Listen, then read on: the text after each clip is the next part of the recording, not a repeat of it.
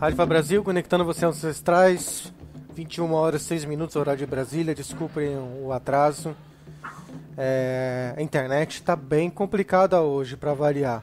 Hoje, programa cotidiano. Eu sou Ifadael, estou junto com o Dr. Eduardo Guarilha. E hoje o tema escolhido pela Josélia do Rio de Janeiro, que está aqui no grupo do WhatsApp, foi sobre intolerância religiosa. Intolerância religiosa e a intolerância entre os familiares, né? Intolerância em si, né? Vamos colocar assim global, né, doutor? Sim, boa noite a todos, né? Mais uma vez nós aqui. Achei excelente o tema, acho que vem bem em cima do momento que nós estamos vivendo no Brasil e no mundo, né? Não é à toa, falaremos sobre isso.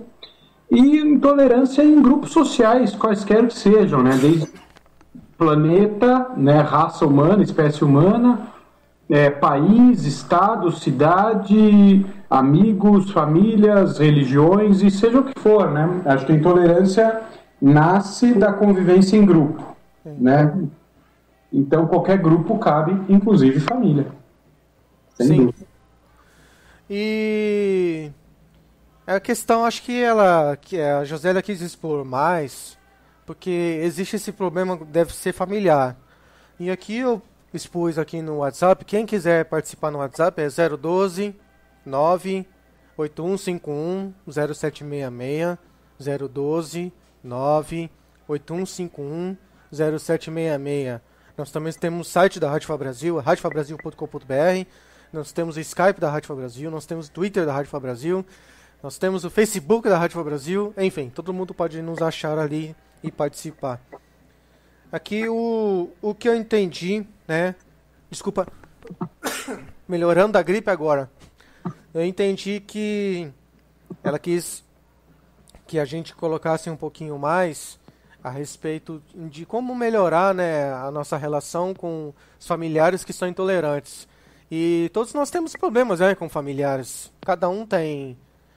vai ter um familiar que não vai ter respeito ou entendimento sobre uma outra religião, não vai querer saber, vai querer fechar a cabeça pro mundo dele, entendeu? Então acho que é importante falar disso. E de fato, o que está acontecendo agora nos Estados Unidos está sendo uma guerra, né? De novo, sobre brancos e negros, né? Novamente. Sempre. Intolerância racial que marca a história daquele país, né? Diga-se de passagem. Rapaz, parece que isso é uma... Como é que eu posso dizer? É uma herança, né? É uma herança ruim, para dizer a verdade, dentro dos Estados Unidos. Porque você não vê muito falar no Canadá. Você já ouviu falar no Canadá sobre isso? Muito pouco. Mas no Canadá não se fala de nada. Até porque no Canadá eu acho que não houve escravidão, né? A colonização do Canadá é toda muito diferente, né? Porque lá é muito frio, né? Não se plantava nada lá, nada cresce, né? Mas a Inglaterra é frio, mas tem aqueles skinhead que não gostam de ninguém também, ué. A Alemanha é muito fria e tem esses problemas. Aí já é uma outra questão da Europa, né? Diferente, né? Vamos dizer assim, a cultura autóctone, né, do europeu em casa e aquele colocou dentro das colônias, né? Uhum. Diferente. E na Europa também tem muita intolerância, né, nesse momento, que é o que você trouxe aí, principalmente agora com a invasão com os refugiados, muçulmanos, uma série de questões que até retomam um pouquinho de longe as questões ali da época no pós Primeira Guerra e Segunda Guerra, principalmente a Alemanha nazista, né? Uhum. Então, doutor, o que você poderia abrir pra gente, principalmente falar do que está acontecendo lá? Opa, desculpa da música aqui. Poderia falar sobre a questão agora lá do Estado Islâmico. O que vocês acham? O que você acha sobre isso? Ontem eu vi uma reportagem que o pessoal tá mesmo fugindo de lá, passa fome, frio, não tem água, não tem mantimento, não tem nada, e passa escondido lá, e se você não acreditar no Alá e assim vai, você morre. Eles tentam impor uma doutrina pela força, né? Como qualquer direita, de esquerda, religiosa ou laica, não importa, né? Ditadura pressupõe que as pessoas não têm livre-arbítrio, não podem exercer escolhas livres sobre quaisquer questões que sejam, né? E eu não vejo muita diferença de falar de intolerância dentro de uma cultura, intolerância religiosa, racial, sexual, ou mesmo dentro de uma família ou de qualquer grupo social, né? Para mim, intolerância sempre vai remeter à mesma questão. Sim. Né? E eu estava pensando, né, depois que a Josélia propôs o tema, né, do porquê que isso tem sentido de ser discutido hoje, né, e no nosso programa que fala sobre hoje, né, cotidiano. Acho que está aumentando. Eu parei para pensar, né, por que está aumentando a intolerância nesse momento, né, no planeta, no país? E pensei em outros momentos, falei, será que está aumentando outros momentos? Bom, e na Idade Média a intolerância era absurda também. Acho que em momentos de mudança, né, de paradigma, de mudança de cultura, que é um momento importante que a gente vive hoje, acho que em alguns momentos da história da humanidade houve uma quebra de um paradigma anterior para a entrada num outro novo. Nesse momento, eu ousaria dizer que nós vivemos a quebra total e completa de todo e qualquer parâmetro, né? Acho que as coisas estão tendendo mais ao individual, o que não é ruim, pelo contrário, é bom, ou seja, não temos mais verdades grupais, vamos dizer assim. Se a gente olhar, né, a própria discussão hoje da Rádio Fá Brasil traz um pouco isso, né? Quando se fala do candomblé e tal, né? Só para polemizar um pouquinho. Então, as verdades gerais estão cada vez mais perdendo forças, né? A gente vê qual que é a religião de verdade, qual que é o Deus de verdade, o que é certo, o que é errado, qual que é a sexualidade correta. Sim. Que cor de pele é melhor, que escola é melhor, que time é melhor. As coisas estão perdendo essa característica de uma força que tinham antigamente, de, olha, até mais paternalista, né? 50 anos atrás, não, a verdade é essa. O próprio positivismo tinha isso, movimentos aqui do fascismo, né? Até um pouco de extrema-direita, tinha muito isso, não, a verdade é essa, tal, e todo mundo seguia aquele rumo, então todo mundo sabia o que fazer. A própria busca religiosa traz um pouco isso. Nesse momento, as coisas estão muito fluidas, né? Até tem alguns livros que se propõem a discutir isso, como as coisas estão líquidas, você não consegue mais pegar as coisas, elas escorrem pelos dedos. Sim. Só que o humano, ele acaba tendo uma necessidade de se apegar a algo, de acreditar em algo, de ter algo como verdade para dar um rumo, dar um sentido, algo externo, né? É importante que se diga isso, algo externo que dê um parâmetro, dê um rumo, dê uma orientação. Eu acho que isso nasce dentro de uma fragilidade interna, de uma falta de codificação interna, de uma desestruturação interna que é um produto também desse mundo que a gente vive, né? As pessoas estão sendo criadas cada vez com uma educação, e quando eu falo educação não só dentro de casa, mas no mundo, né? Com conteúdos que minam um pouco a pessoa ter segurança em si própria, no que ela acha, no que ela acredita, no que ela pensa. Sim. Então, a busca por uma verdade externa se torna, na verdade, a necessidade de uma verdade externa se torna muito forte. E aí, para mim, é que surge a intolerância. Porque se eu tenho uma crença de que isso é o certo, e não importa o que se diga, isso pode ser para cor, para religião, para qualquer coisa, né? Dentro da medicina, dentro do conhecimento, dentro de teorias de vida, vale para qualquer coisa. Se eu tenho uma crença por uma necessidade, por uma insegurança de que aquilo é o certo e que eu vou seguir aquela regra, quando o outro me apresenta algo diferente, ou seja, que mexe com a minha insegurança, com o instinto mais básico, né? Com as minhas bases, com a minha formação, com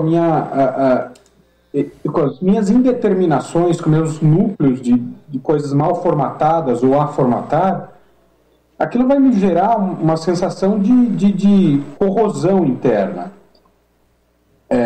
Então, aí nasce a intolerância. Que é o que? Não, eu sei o que é certo, o que você está falando é errado. Isso vale para qualquer coisa. Em qualquer situação, em qualquer grupo. Ou seja, se eu não tenho clareza daquilo que eu estou fazendo, do porquê eu estou fazendo, do porquê que eu acredito aquilo, eu não estou falando que existe melhor ou pior, hein, gente? Eu estou falando, se a pessoa tem uma necessidade forte de acreditar que aquilo que ela faz é o correto, isso pode denotar uma insegurança interna. E aí, frente à verdade do outro, aonde mexe? Na insegurança interna, no humano. E aí a intolerância nasce. Eu suprimo aquilo que questiona a minha verdade. Dá para ir até um pouco mais fundo em algumas questões. Daria para dizer que aquilo que me incomoda no outro é porque não está bem resolvido. Não preciso nem falar que isso vai... O ápice dessa discussão está na intolerância sexual. Sim. Falando nisso, doutor, eu há um tempo atrás, não muito distante, eu era, vamos dizer assim, na visão dos outros, não minha.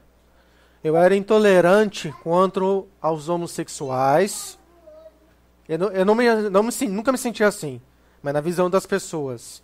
Eu era intolerante na questão do homossexual no Orixá e no Ifá. Eu acabei estudando mais e principalmente buscando no meu mentor espiritual, que é o meu Luô, Ifaimi Lebuiban, buscando as respostas. Tipo, por exemplo, pode ou não pode? Eu poderia chegar no meu mentor, o meu mentor falar assim, não pode. Exemplo, não pode. E eu tenho que chegar e perguntar a ele, por quê? Aí ele vai me explicar o porquê. Ou por que pode? Por quê? Então, há um tempo atrás, eu via que não era necessário, que não poderia, que faria mal. Hoje, eu vejo que, da mesma forma que eu trataria um heterossexual, para se adentrar no culto ao Orixá, culto ao Ifá, com a convicção, com os estudos, com a parte do comportamento e etc.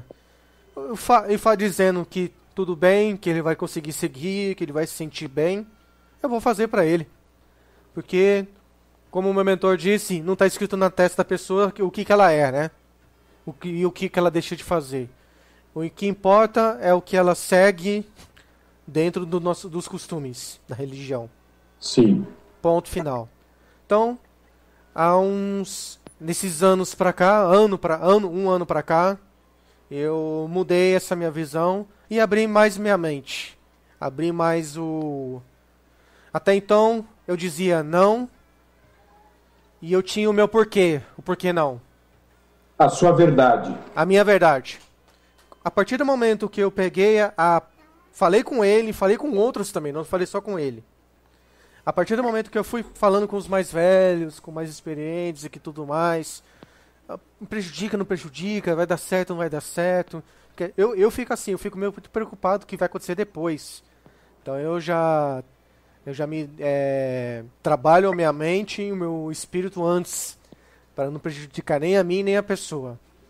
Então, se não vai prejudicar nenhum dos dois lados, se a pessoa entender que tá tudo certo, seja homossexual ou heterossexual, não importa o que ela faça nas quatro paredes ou ela faça fora do templo, tá tudo certo. Então, isso era vamos dizer assim, um defeito meu que eu arrumei.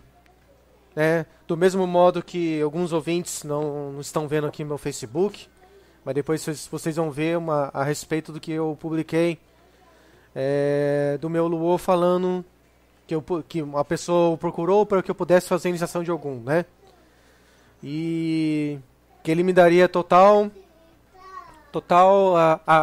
auxílio para fazer a iniciação. A questão hoje que está pegando muito, que eu estou vendo, essa internet é um leque, que não tem fim, Você abre esse leque, ele dá 10 voltas, 360 graus. E a questão, por exemplo, antigamente, lá em 2005, 2006, eu tinha uma página no MySpace. Você lembra disso, doutor? Faz tempo. Faz tempo. 2005, 2006, eu tinha meu blog lá. E faz isso, e faz aquilo, postava versos.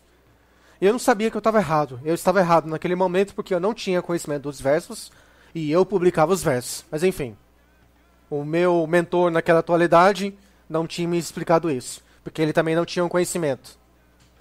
A partir do momento que você tem um conhecimento e você continua fazendo a mesma coisa errada, aí você é prejudicado.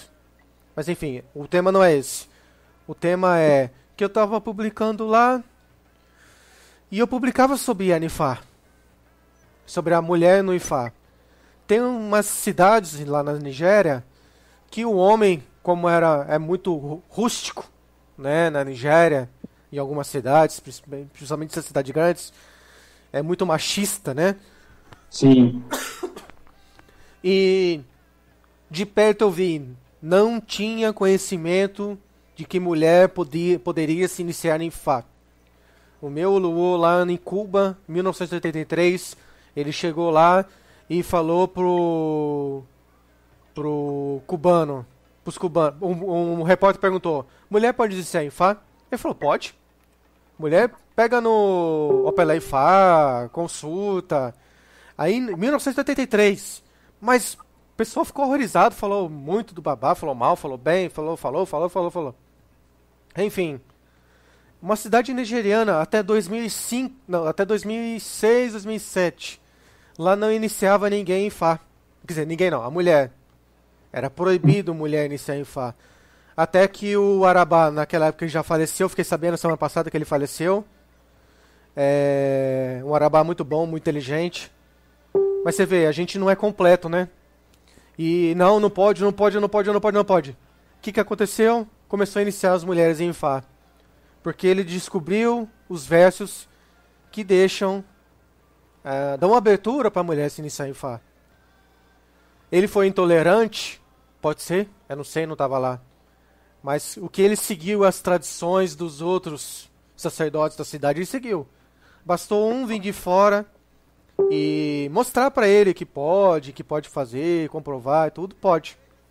A questão hoje na nossa cultura, que voltou a ser discutido isso, já foi discutido lá atrás, é se nós que temos Itefá, né, a gente pode ou não pode fazer uma iniciação de um orixá, se a gente tem ou não esse orixá, se a gente tem ou não esse conhecimento. E se de fato eu vou fazendo uns vídeos, vou fazer os áudios, que eu converso com o Babalô de Abeokuta, eu converso com o Babalô de Oió, converso com vários Babalô, Eduardo sabe, o Dr. Eduardo sabe, os meus seguidores sabem, os ouvintes sabem. Então assim, eu não tenho só uma escola, eu já tive outras 3 e vou aumentar mais a produção. Conhecimento, né? Então, se você tem um conhecimento, se você faz aquilo que é possível, se não tem nenhuma brecha, se o Olodumare, Ifá, Orixá, ele não proíbe, o seu mentor não proíbe, se aquilo não tem resposta alguma, se não está escrito, se não está comprovado, não tem problema. Tem muitas coisas que tem no Ifá que a gente não faz, mas que a gente acha que pela moralidade subjetiva, olha só de novo, moralidade subjetiva, a gente acha que dá para fazer, que tem como fazer. Não está escrito em nenhum lugar. Tem muitas coisas que não estão escritas. As pessoas, dentro da religião, é uma coisa que falta muito para brasileiro e é difícil por causa da língua, porque nem tudo que está escrito nos versos de Fá dá para traduzir. Então, o problema da questão dos versos de Fá, ou do Erendilogum, que tem os versos de Orixá também, é a palavra chamada interpretação. A interpretação é complicada. A gente tem que interpretar, se não fosse da religião, a gente tem que interpretar todo dia os gestos do ser humano, a sua segurança, a sua raiva, tudo, as suas emoções, né? enfim. A gente tem que estudar todos esses e tentar trazer do modo objetivo para trazer uma tranquilidade. Porque você vai numa outra religião católica, a verdade é outra. Você pode ver que o novo Papa, ele pode trazer a união, reconhecer a união estável dos homossexuais. Mas se fosse pegar o alemão, o que aconteceu? O alemão falou não. Não pode. Então, é assim, a situação vai... o ser humano vai se equilibrando, ou tentando se equilibrar, essa tinha que ser a realidade, e tinha que respeitar. O ser humano não tá respeitando as ordens religiosas e o respeito mútuo, homem com homem, mulher com mulher, homem com mulher, não tá tendo respeito. O homem trai, a mulher vai lá, arranca o pênis do cara, ou chincalha o cara. Ou o cara viu a mulher lá trair ele e vai lá e quebra o carro da mulher. Ou mata a mulher. Tá assim agora. Não tem conversa. Você está tocando num ponto bastante interessante, né? Eu estava ouvindo você falar e estava pensando aqui o que leva a tudo isso, né? Bom, tem ali um monte de coisa para dizer, né? Você falou aí da iniciação das mulheres em Ifá. Para desfocar um pouco da religião, né? Porque senão fica uma questão religiosa, a pessoa, Ifá é preconceituoso. Peraí, gente, não é Ifá que é preconceituoso, não tem nada a ver. São as pessoas, né? Se você parar para pensar, quem foi que determinou durante quase 1000 anos que a religião católica, né, cristã, era a correta, sendo que um pouco antes a própria sede, né, e estou falando da cidade de Roma, crucificou o símbolo maior atual dessa religião e tinha uma religião politeísta, né? Quem foi que determinou que o negro era uma raça inferior e que deveria ser aculturado, para não falar outra coisa que como eles falavam anteriormente, né? E que ele só poderia ser escravo porque ele tinha um entendimento menor. Quem foi... Tá, vou ampliar. Quem foi que determinou que as pessoas com menos posses ou com menos terras não poderiam votar? E aí eu vou chegar no ponto que eu queria chegar. Quem foi que determinou isso há pouco tempo atrás, hein? Tô falando do século passado, hein? Se for para alguns países do mundo, isso ainda é atual. Que eu vou falar. Quem foi que determinou que as mulheres não tinham capacidade de votar nos seus representantes? Sim. Então, quer dizer, nós não estamos falando de uma cultura, de uma religião, nós estamos falando do humano. Do humano. Né? Então, e o que gera isso? Assim, e você falou muito bem da ampliação do entendimento. Como eu falei, olha, quando algo me toca de um jeito que mexe com o meu conhecimento, ou seja, vai num ponto de indeterminação, ou seja, aquilo que eu não sei, que eu não conheço, que eu não vivi, que eu não tenho registro, o que as pessoas deveriam fazer? Eu vou falar do que elas deveriam, talvez o que fosse melhor de ser feito, né? E o que acontece. O que acontece hoje? A mulher iniciar em Ifá. Não pode. Não pode. Não pode. O que aconteceu? A pessoa bateu numa coisa que a pessoa não tem registro. Né? Eu não sei se pode, se não pode. Eu nunca vi. Mulher, não sei, só tem homem fazendo. Então a pessoa reage, bate num ponto e ela fala, não pode. Ela, puf, papum. É assim mesmo. Ela simplesmente, papum, como ato reflexo, né? Bateu, levou. Pode fazer? Não pode. Peraí, o fato de você não ter registro ou desconhecer não significa que posso, que não posso, que seja certo, que seja errado, que seja saudável, doentio ou qualquer outra dualidade que você quiser jogar isso, que seja bom ou mal. Simplesmente que você não conhece. O que seria mais correto? E aí você falou, né, você usou a palavra de... eu não me lembro a palavra, mas eu vou usar a palavra reflexivo. algo novo surgiu na sua frente, seja o que for, o que deveria ser feito, e aí eu admiro muito os chineses, porque os chineses, 5.000 anos atrás, tá? Ah, tá bom. Né, tá pertinho. Né, tá pertinho. Porque eles têm uma postura, um posicionamento contemplativo frente ao mundo, que é completamente diferente do que a gente tem hoje. A gente já até conversou sobre isso, né? O mundo hoje, como é que as pessoas chegam a conclusões? Elas interferem no mundo e concluem. Em vez de observar, dar 2 passos para trás e observar e ficar esperando para ver o que acontece, para ter um entendimento de como as coisas acontecem, não. Você tem uma necessidade maior de responder, de agir, de tomar uma conduta, né? Uma ansiedade, uma inquietação que atropela tudo, que leva a isso, né? Peraí, a mulher e não sei, deixa eu ver como isso me toca. Eu nunca vi, mas não sei. E aí buscar conhecimento, buscar determinação, que você trouxe, né? Olha, me trouxeram as seguintes questões. Olha, não sei.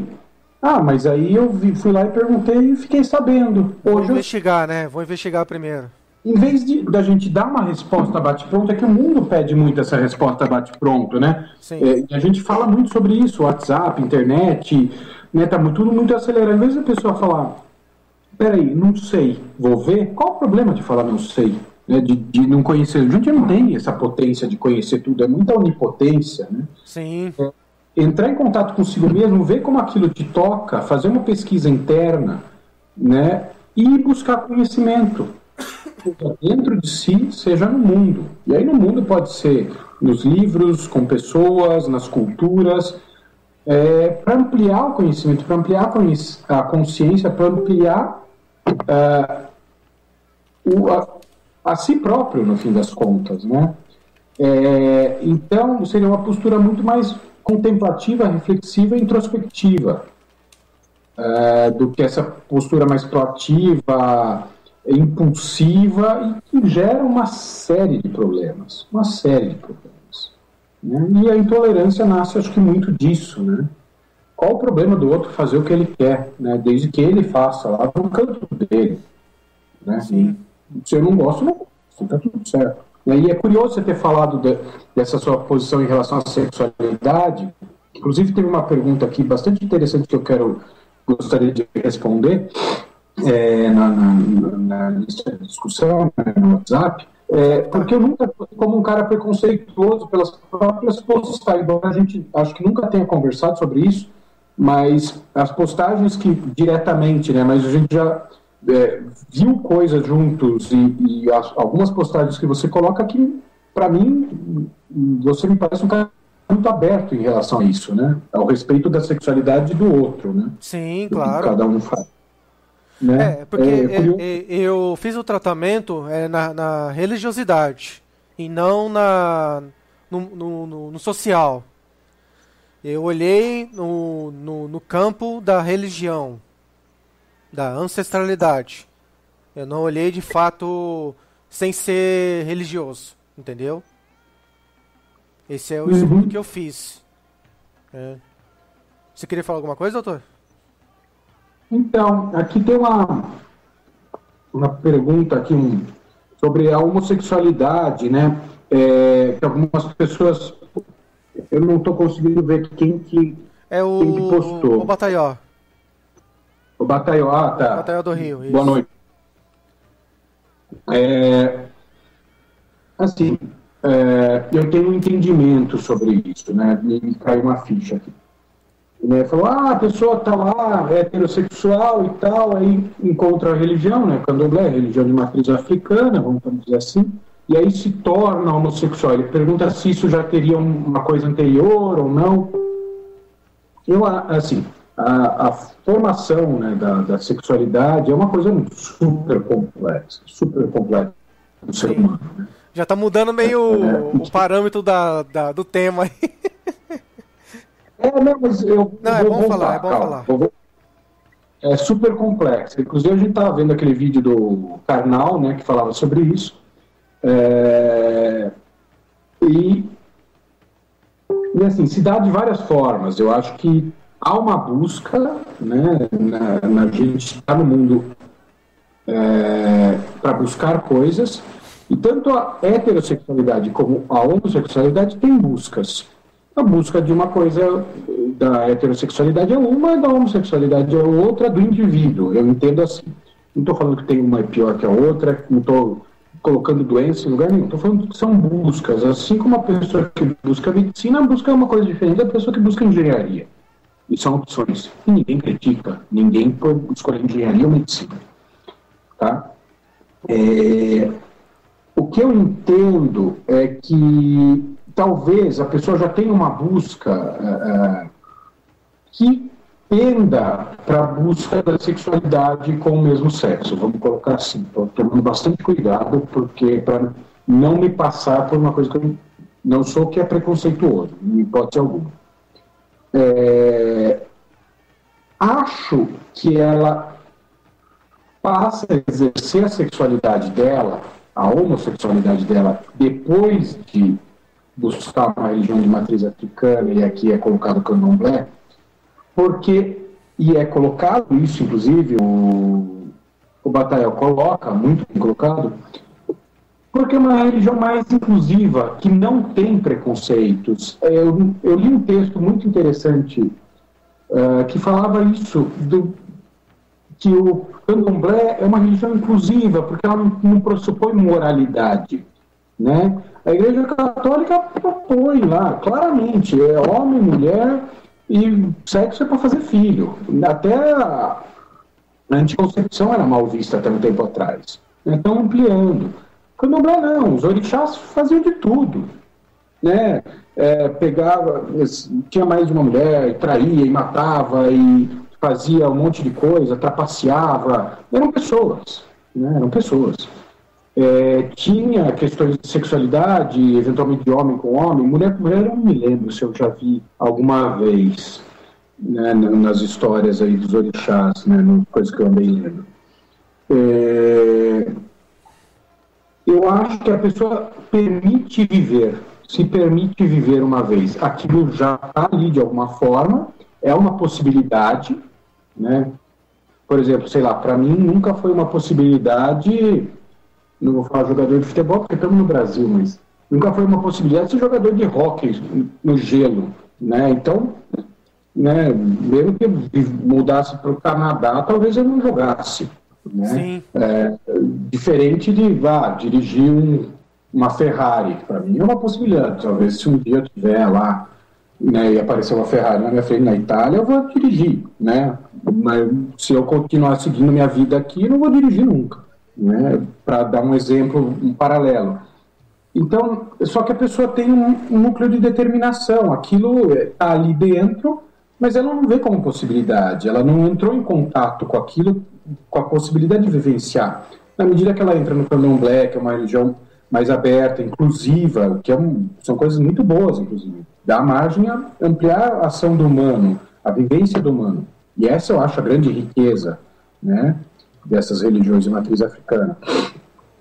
Então ela vê que é possível, encontra como encaixar aquilo dentro de possibilidades que ela já tinha pré-existentes, vamos dizer assim.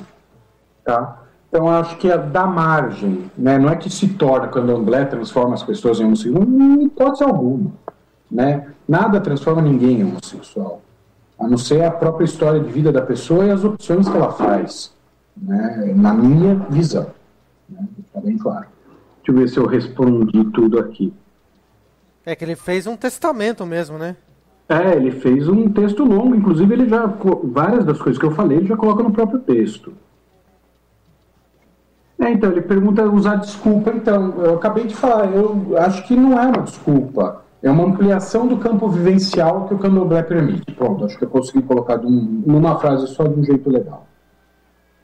Mas aquela potencialidade já está dentro daquele indivíduo. Pronto. Sim, tá. Tem uma outra questão também, que falando sobre intolerância, que está saindo muito, e é a pergunta do Thiago, tá? Eu vou ajudar o Thiago aqui, obrigado, Thiago, que está escutando. O Thiago está usando 2 celulares aqui dentro da rádio, isso é impressão minha. Enfim, vamos lá. Não é impressão, não. Não, é 2 Thiagos, ou é o mesmo? É o 2 em 1. Ah, tá, ele é os 2, tá. Bom, ele perguntou aqui, vamos lá. É grande também. Babá, assim sabemos que o candomblé do Brasil perdeu muito a questão de fazer o culto correto, perdeu os seus princípios. Bababá. A força da arrogância, a prepotência, as pessoas acreditam que o candomblé do Brasil não existe. Isso foi uma questão que eu queria falar online, que está tendo essa intolerância também, porque tem um amigo meu, o Mobá Xangô, eu vou até ver aqui agora o Facebook dele, vai travar um pouquinho a internet, tá? Mobá, eu escrevi errado. Mobá. Aqui. Ele fez uma carta grande também, falando que o candomblé já não existe mais. Mesma coisa que o Thiago falou.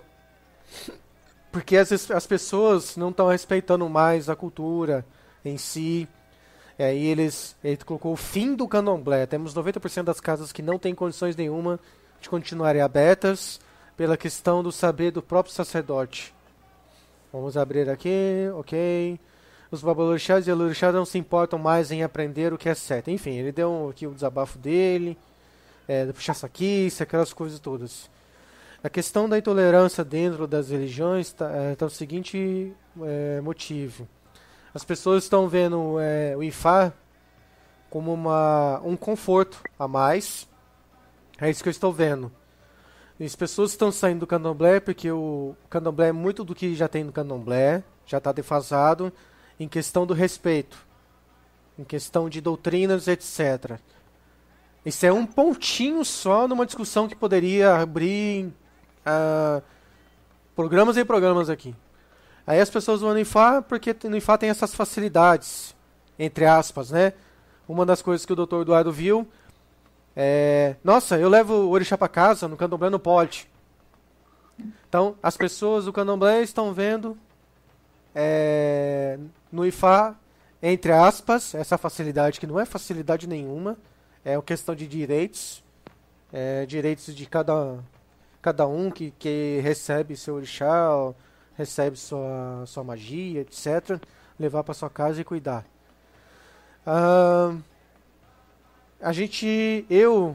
Eu sofro intolerância só por dizer que eu sou de Ifá. Né? A minha esposa já sabe disso. Eu sofro intolerância por amigos, irmãos de Ifá que são intolerantes. Porque eu tenho um ponto de vista diferente deles. Que eu sempre deixei bem claro aqui.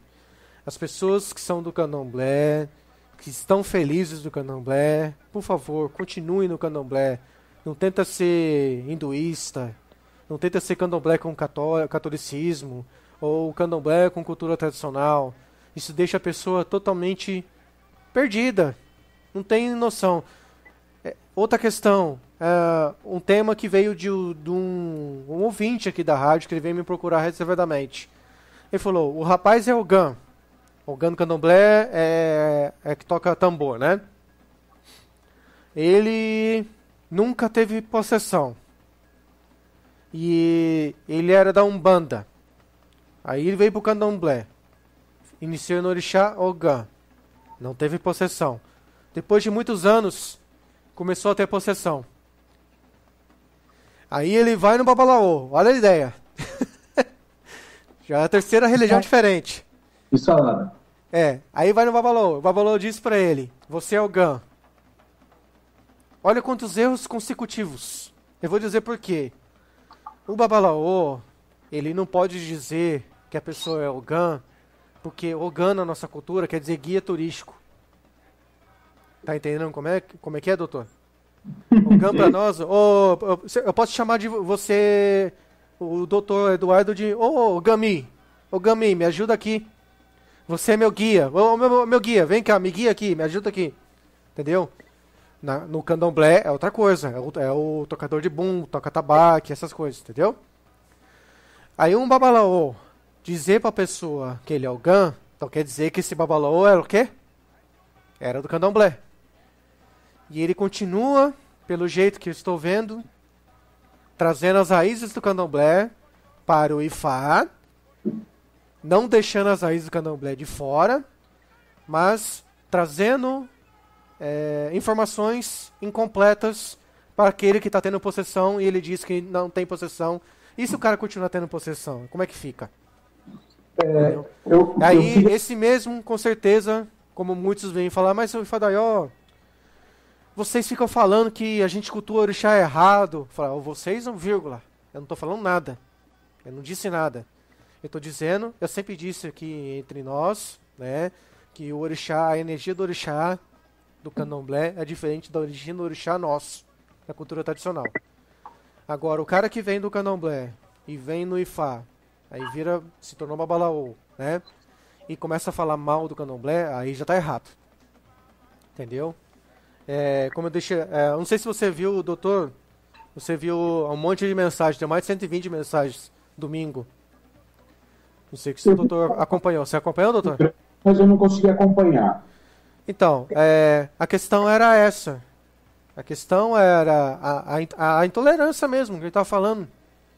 Da pessoa ser de outra religião e falar mal de outra religião, ou sair da casa do sacerdote ou sacerdotisa e começar a falar mal do sacerdote.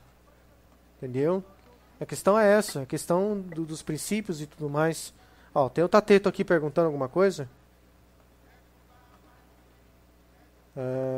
São 2 Thiagos. Peraí lá. São 2 Thiagos, são Thiagos diferentes, viu, doutor? Tá. Eu imaginei por causa do sobrenome. Tem o Thiago... É porque esse meu celular aqui não é o do que eu coloquei como administrador. Esse aqui é o meu... Tá. Conviver com uma pessoa intolerante todos os dias é muito difícil. Tem reações explosivas, estúpidas. Haja paciência, procura não me igualar. Do simples fato da pessoa falar que o orixá não presta, ou que você não... que está fazendo não tá tudo errado, ou você falar. Você pode pensar. Tipo, mas guarda pra você, né? Isso. Guarda pra isso, você. né? Não fala, meu. Né? Eu brinco, né? Por que quem grita, grita? Por que quem bate, bate? A pessoa que grita, ela grita porque ela está tendo a sensação que ela não está sendo ouvida. A pessoa que bate, ela está tendo a sensação de não está sendo vista. Eu nunca pensei nisso, doutor. Isso foi uma coisa que eu aprendi no pronto-socorro de psiquiatria. Entendi. Na prática. É simples. O fato dela gritar vai fazer ela ser ouvida? Não. O fato dela bater vai fazer ela ser vista? Não, muito pelo contrário. A tendência é ela ser vista pior do que está sendo vista. A distância entre o que ela é e o que o outro vai entender que ela vai aumentar. Porque a pessoa provavelmente vai pegar o grito, a agressão, né? Sim. Para falar isso do candomblé, né, eu tenho um pensamento aqui, acho até legal colocar para você me corrigir se eu estiver errado. É curioso essa história do pessoal falar, o candomblé está acabando, o candomblé mudou, não é mais o mesmo. Não acaba, não. Porque, pelo menos do que eu estudei, né, do que eu pesquisei e tal, o candomblé só existe no Brasil. Na África não existe candomblé. Não existe. Né? Oi? Não existe, tem em Portugal, mas aí é do pessoal do Brasil levando para Portugal e tal, né? Foi uma adaptação dos negros ao que eles cultuavam, a religião que eles tinham, a vivência que eles tinham na África, para a cultura brasileira. Ele nasce aqui. Vamos brincar, ele nasce no Atlântico, vai? Mas isso, ele não é. Isso. Ele não tem nada a ver com a África. Né? Ele tem a ver na medida que os orixás e tal, tem os mesmos nomes, tem os princípios, mas ele é uma construção nativa do Brasil, diferente da Umbanda, que é uma religião puramente brasileira, que mistura tudo, nem vou entrar no mérito. O candomblé não existe nada, é outra coisa. Então, quando você fala o Ifá, que é o que se existe na África, tanto que vai se buscar o conhecimento lá.